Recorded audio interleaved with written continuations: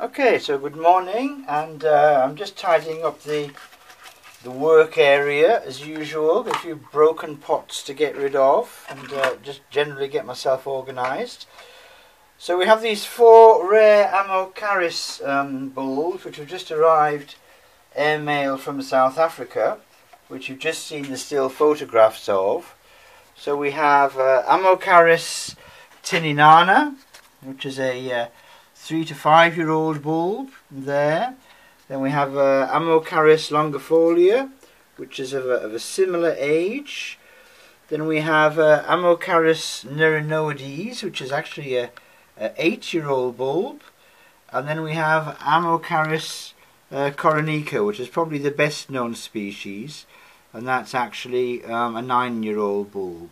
So quite small growing, typical for these tropical South African amaryllids.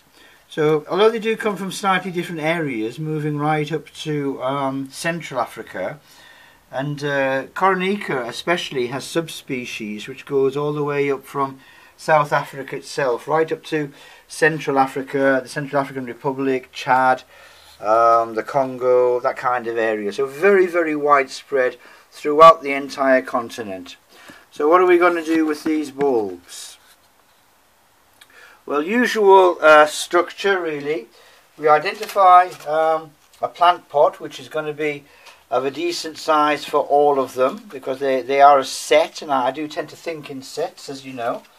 So there's four plant pots, and I've prepared a general cactus type mixture really. So what we have here is 25% humus, in this case from a proprietary horticultural compost called Jack's Magic. So just an ordinary kind of a mix, peat-based humus mix. We've got 25% large grit, like this kind of size grit. So basically 5 to 8 millimeter size. And then we've got 25% small grit. So that's these small pebbles here, which I'm strategically dropping into a receptacle here. A smaller size grit, almost like aquarium gravel size. And 25% coarse horticultural sand. Okay, now I'm going to do what I normally do with cacti here, because they do come from very similar growing conditions. I'm going to sprinkle some raw compost into the bottom of the pot, like that. So about I don't know, 20 to 25% of the bottom of the pot is raw compost. And onto that raw compost I'm going to place some potassium rich fertilizer, so potassium and phosphate, and then I'm going to mix that in to the compost. Then I'm going to take the bulb. Now the bulb is going to be set with about a quarter of the bulb actually showing above the surface. So there's a line there which is going to be about perfect. So not as far out of the soil as a Bouophoné or some Brunswickia, and not completely buried. Now you can see that the bulb is just starting to sprout. We're just seeing some tips of those curious flat-ended leaves. So this leaf hasn't been cut, it's actually flat across the surface. So we take our semi-pre-prepared pot, and we fill that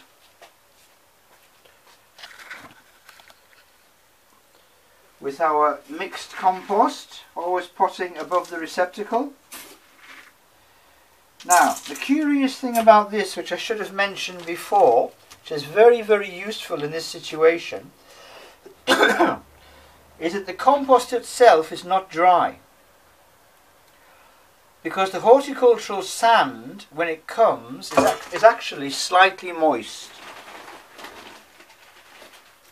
So I don't know if you can see that, but it's actually clumping together. Okay, so the sand is not completely dry. It's partially moist already. Now that's interesting enough. But what's even more interesting is that the horticultural grit is also slightly moist. You get the idea now. So when you mix the horticultural mix in with the humus, which is itself very, very dry, what you have is a mix which is neither wet nor dry. It is, as the textbook says, moist. And I remember when I first started growing plants, it said, do not plant into wet compost or dry compost, but pot up into moist compost. And I used to wonder as a small child, how do you make compost moist without making it wet? And completely by accident, I just discovered that if you use wetted sand and wetted grit and mix that in with dry humus, what you have is an absolutely perfect, slightly moist compost. So these bulbs will not need watering. Now, because it's slightly moist, I can make a traditional gardener's hole. I hope you can see that lovely hole that I've made there, because the compost will stay together. So into that lovely little hole, I can now place my Ammocharis, in this case nerinoides. So there's the bulb goes into the hole, and that is more or less perfect. So when I come to refill that in with compost, then the desired level that I described earlier should be exactly perfect, and about a quarter of the bulb showing. So that's what I'm going to do next. So this Ammocharis nerinoides will be potted up in a slightly moistened compost. And I'll just put a tiny bit more around the top.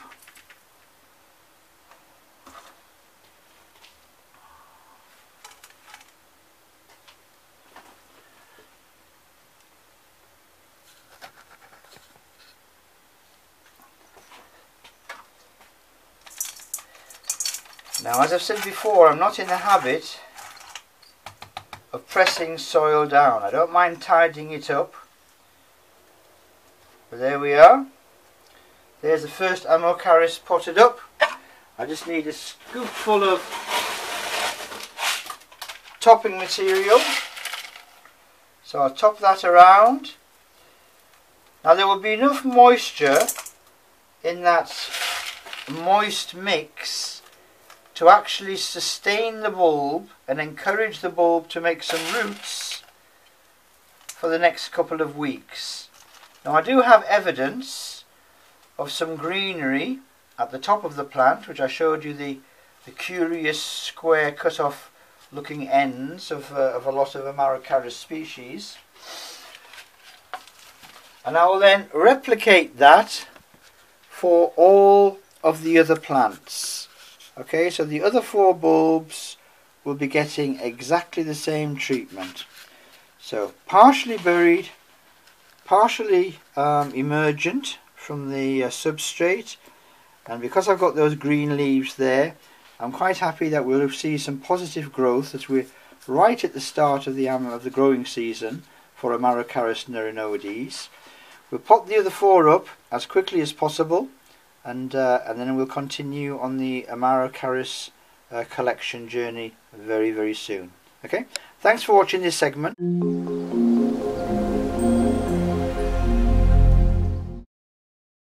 Okay, so there we are. We have our 4 Ammocharis all potted up. and I was very careful potting them one at a time to make sure I potted them up next to the label, which was actually sellotaped around the bulb each time. So each Ammocharis has been buried, or planted would probably be a better word, to the level which I've identified from my background reading about the species is most appropriate. But as a general rule, for most of these tropical African amaryllids, in fact really for most amaryllids, they grow very happily, if in doubt, with the bulb exposed. And I always think it's safer to have the bulb exposed, especially for a plant which sends its roots directly downwards, than having the plant completely buried and then put the whole thing suspect to rot. So, Ammocharis longifolia, you're all potted up ready to go. Ammocharis coranica, you're potted and ready to go. Ammocharis tinneana, you're potted and ready to go. And finally, the fourth of the quartet, or the fourth musketeer, Ammocharis nerinoides, you're also potted up ready to go. So there's the 4 plants potted. All we need to do now is to put them with the other amaryllids in the amaryllids section in the Kirkstone greenhouse, and report back for updates a little bit later. Once again, I'll see you after the break. Bye bye for now.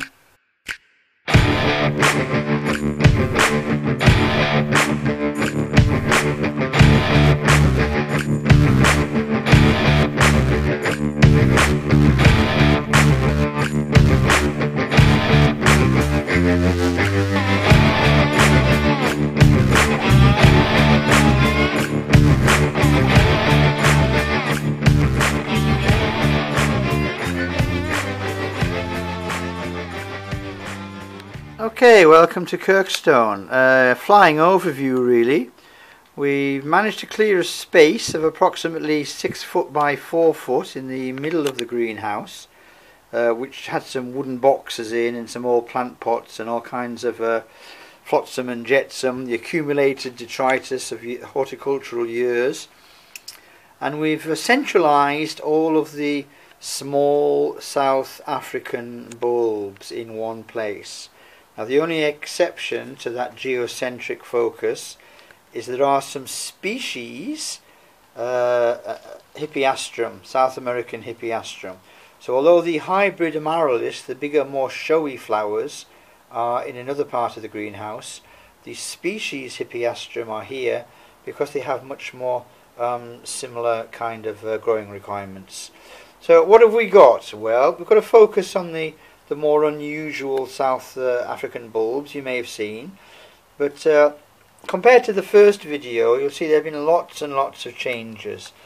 The first of all is that all 5 of the expected Masonia are actually up and growing well. So there's going to be some still photographs at the end showing the progress from the emergence of the leaves through to the flowers, the flower buds developing and the actual flowers emerging. So this is the largest of our Masonias. This is Masonia depressor and is actually holding back on its flowers. So it produced the first bulb. The bulb has got bigger and bigger and is indeed, as you can see, starting to open. The sepals are widening slightly now. The plant itself is about 6 inches across, with the largest of the 2 leaves about nearly 5 inches by about 3.5. So a largish plant really. Surprised me that it outgrew the pot so quickly, and interesting to see how long it stays in leaf after flowering. Its companion is this flowering Masonia, which is Masonia longifolia, the so-called long-legged Masonia, which is also surprisingly now grown outside the confines of the perimeter of its pot and has produced those typical Masonia petalless flowers. So they're not wasting time and energy on petals. They have stamens which come directly out from the flower, and you may be fascinated to know that these are one of the few plants in the world which are actually pollinated by ground-living mammals, in this case ground-living squirrels and chipmunky type things that live in the South African desert and come out at night. So Masonia longipace, and then we have this other Masonia echinata, which we had 3 in the pot, you'll remember, and is just finishing flowering. So the flowering is starting to wither from this medium-sized pot. And then the 4th Masonia we have here is Masonia pustulata. Again, a smaller growing plant which is holding on to its bud and not showing us very much at this stage. And finally, a more spectacular plant, though small. This is Masonia hirsuta. Very, very attractive white flowered Masonia with surprisingly large flowers compared to the size of the plant. So those are the more Masonias, and the genus that I always associate with Masonia are the Daubenias. So we had Daubenia stylosa, that was flowering in the last video, just finishing now. Just emerging has been this Daubenia aurea. This is the yellow flowered version of Daubenia aurea, so that's just popped up in the last couple of weeks. And then we have a Daubenia zeyheri, and zeyheri is just starting to form its flower bud there. Another smaller growing species, Daubenia marginata, that's also popped up out of the substrate. And the final, the 5th Daubenia in our collection, is the red flowered version of Daubenia aurea. So Daubenia aurea forma rubriflora, but a while off flowering yet. So what else have we got? Well, we tried to organise things. So all the Masonias were in a row. 1, 2, 3, 4, 5. All the Daubenias are in a row. 1, 2, 3, 4, 5. And we have one other Masonia which I've kept to the side because I'm keeping an eye on it, because I'm not quite sure what it's doing. And that's this Masonia citrina, which did nothing for a long time, and I did worry that I'd overwatered it trying to get it going.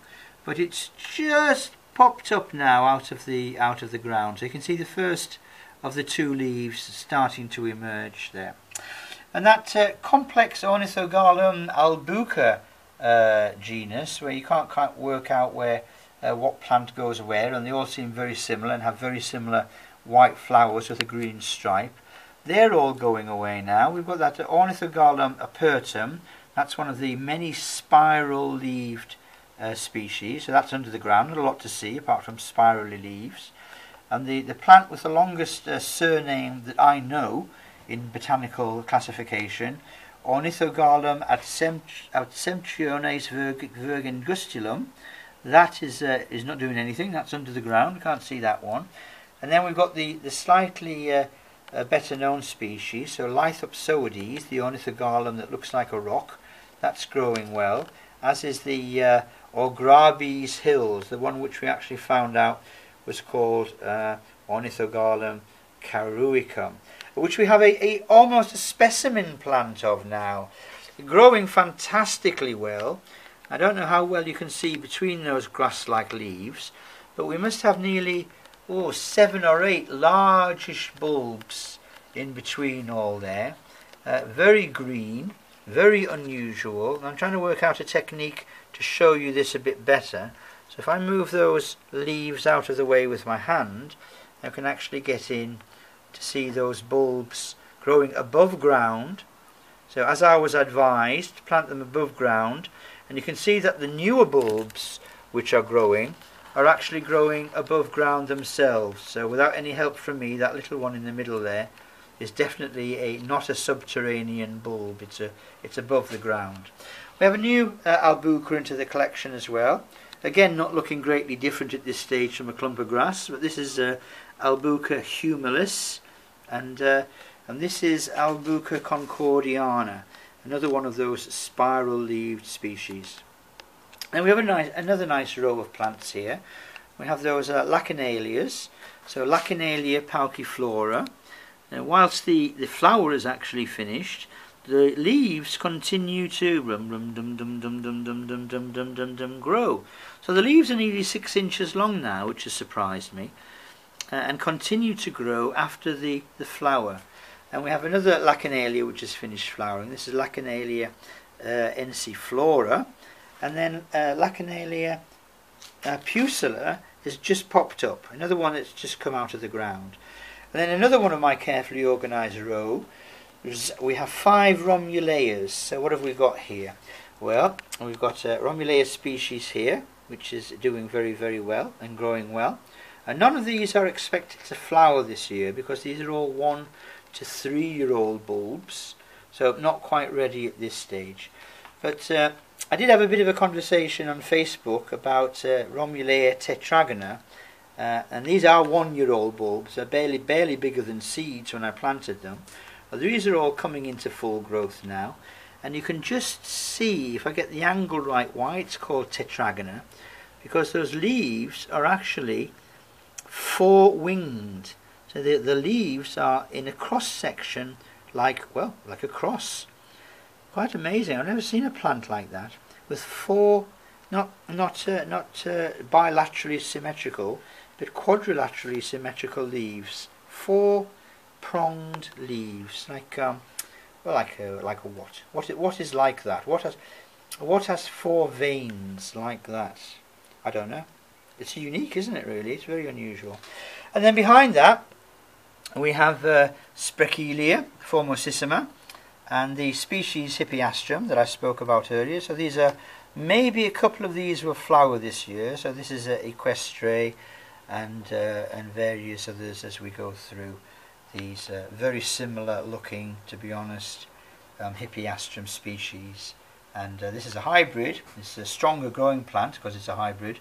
It's a hybrid between Hippeastrum and Sprechelia. So this is commonly known as Hippeasprechelia durga, a very spectacularly flowered plant.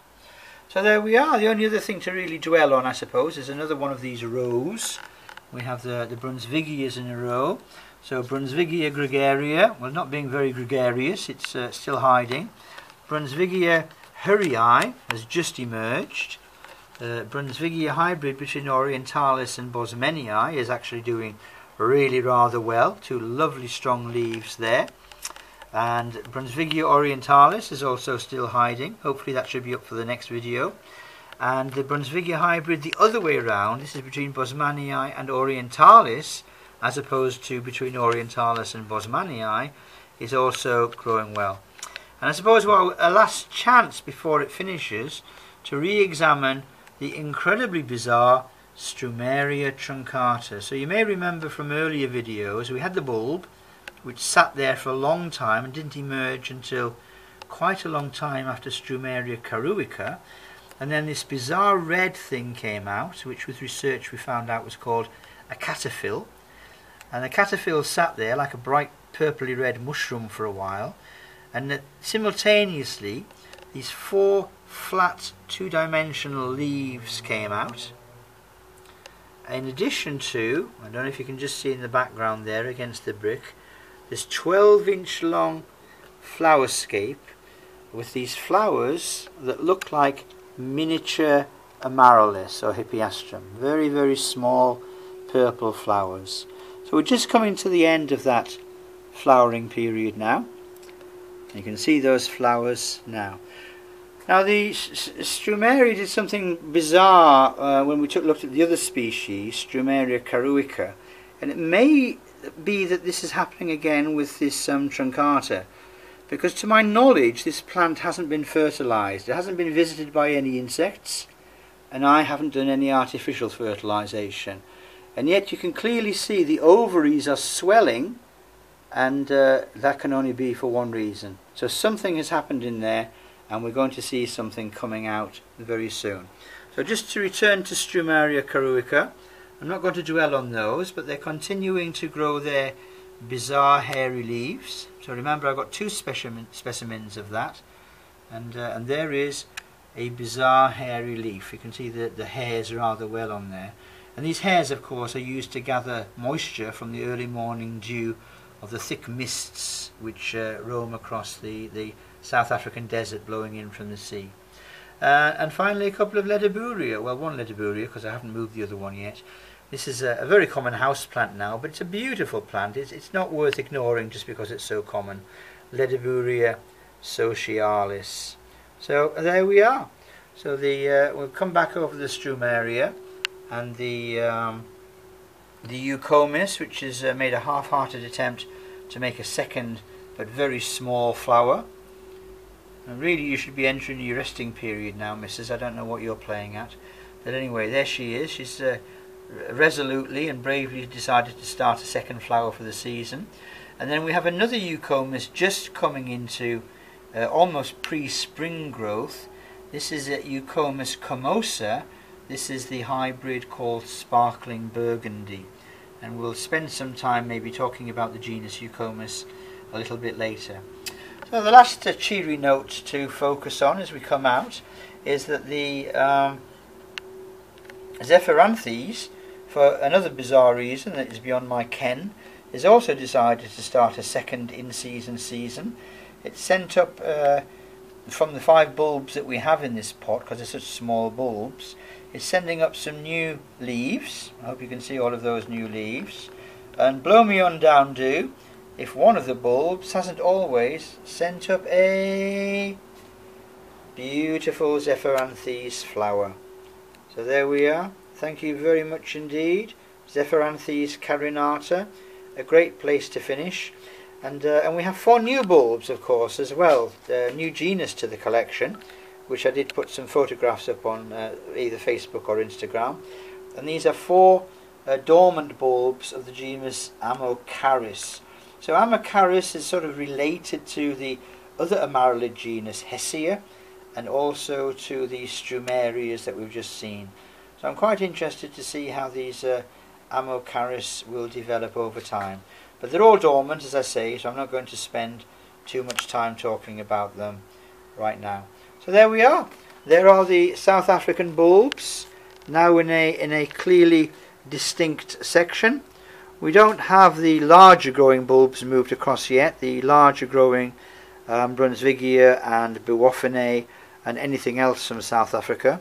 But there are the smaller ones, all in one place, taxonomically organised by species and genera, so the relationships are easy to understand, and as the new ones come into growth, we'll talk about them all then. So some photographs as always to follow. Please remember to check back onto Kirkstone Botanica Facebook and also Kirkstone Botanica 2007 on Instagram for some high quality, high resolution, very detailed photos, and sometimes of plants that we don't get a chance to feature in the videos. And leave a comment. We love to hear your comments. Send us pictures of your plants, and share, of course, with your friends who grow plants or are interested in plants. But most importantly, don't forget to click that subscribe button so you don't miss out on any of the news coming from Kirkstone.